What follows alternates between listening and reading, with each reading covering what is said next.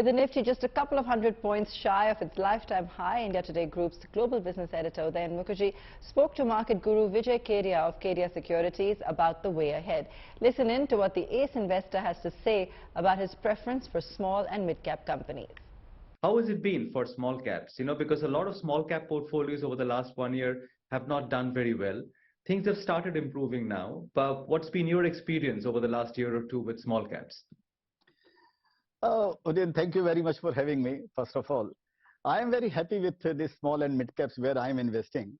And what my experience is that index is still yet to touch a new high, or may have touched briefly, I don't know, I'm not tracking it. But the small and mid caps have risen 4 times and 5 times in last 2 years. So my experience has been very good. So I'm happy. But tell me, small cap investing is never easy. I mean, some of these names that you mentioned, like Repro and Vaibhav, they don't give you rewards in the time frame often that you have in mind. You have to be very patient.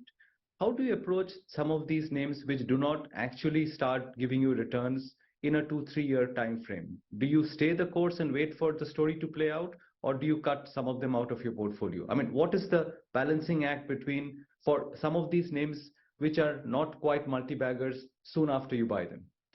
You see, Vaibhav did reward me maybe 1 year after I bought, and Repro had also rewarded me, but finally but due to COVID and all, their disruption got disrupted, so the stock price fell down. So that is okay, because as long as I said, that stay in the sunset industry, sunrise industry at any cost.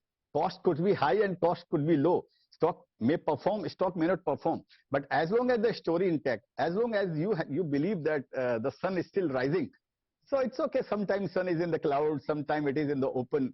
So this is stock market. You are never 100% right. Even if 50-60% is your if you are right in this market, then this is enough for you. What in your book is a sunset industry, Vijay? Let me ask you that. I mean, what kind of sectors or stocks do you stay out of? Because these days, all kinds of stocks have done well. Coal India, for example, which in many investors' eyes would qualify as a sunset industry, coal, or NTPC, or even tobacco like ITC, they have done well. What are the sectors that you stay away from? You see, I have never bought all these companies like Coal India and like REC and ITC. Of course, that was a bad choice, but it's okay. It doesn't matter. So so far, sunset industry is concerned. I will give you one example. That I had bought this IT industry in 2019. Sorry, after COVID in 2020 and 21, 2 companies I had bought. So one was Intellect Design, another was NIIT, and I held on to them. They became multi-bagger also in 2 years' time. But after that, 1 year back, or maybe 1.5 years back, I exited because I realized that maybe now the flavor in this theme is over. So that could be a sunset industry to me only for these 2 shares. But there is exception to the rules also. Like Persistent is at all-time high, and Coforge or some others, not Coforge, some Scient and all these. There are 2-3 shares in the same sector which are at all-time high. So it depends that. So what I will say, that if I find that the story in my company is over or plateaued or stagnant, maybe for a long time, maybe for 2-3 years, then I would like to exit. This is what I mean by sunset. Yeah. Sure. You mentioned IT, but what about pharmaceuticals? Have you ever been a keen investor in that sector? I think I saw Newland Labs in your portfolio as well. How's that worked out? Worked out very well. I bought a truck around some 300-400 rupees. I don't know. After that, it went up 3,000 rupees. And 3,000 rupees, from 3,000 rupees, it fell down to 1,000 rupees. Now 1,000 rupees, it is back to 2,700 rupees. And all these things happen in a span of 3 years. So this is what your patience is tested in this market. So that has worked out well for me, Newland, and I think maybe the new path for this company has begun. It's interesting to see a portfolio which does not have too much of financial stocks. But I mean, I saw your portfolio. You don't have too many banks, too many NBFCs. I mean, is there an aversion to that sector for you? Not aversion. I had bought some Canara Bank and one of the POB and all 1 year back. But my problem with me is all these banks are large cap and all. So that is, I have a weakness that I cannot hold on to the shares which are liquid in the market. Whatever little bit money I have made in this market because of the illiquidity in my stock.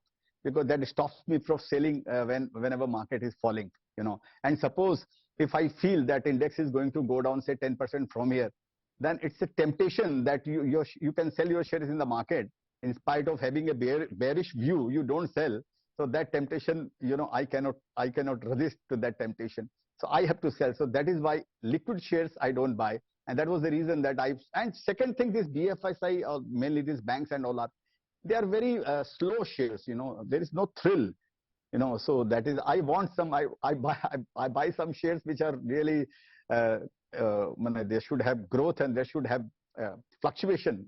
Otherwise I don't get sleep.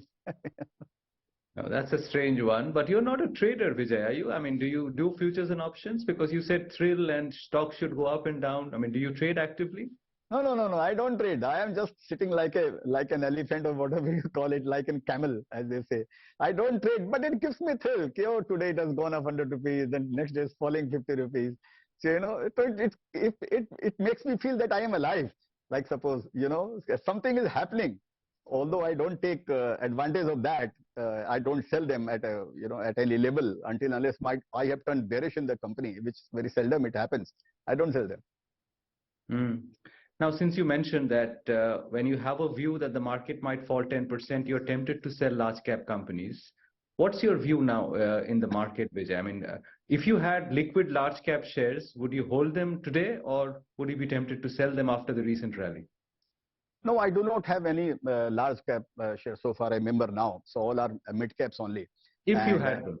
If you had, of course, I would have sold and bought mid caps, of course, because I find mid caps still have great opportunity.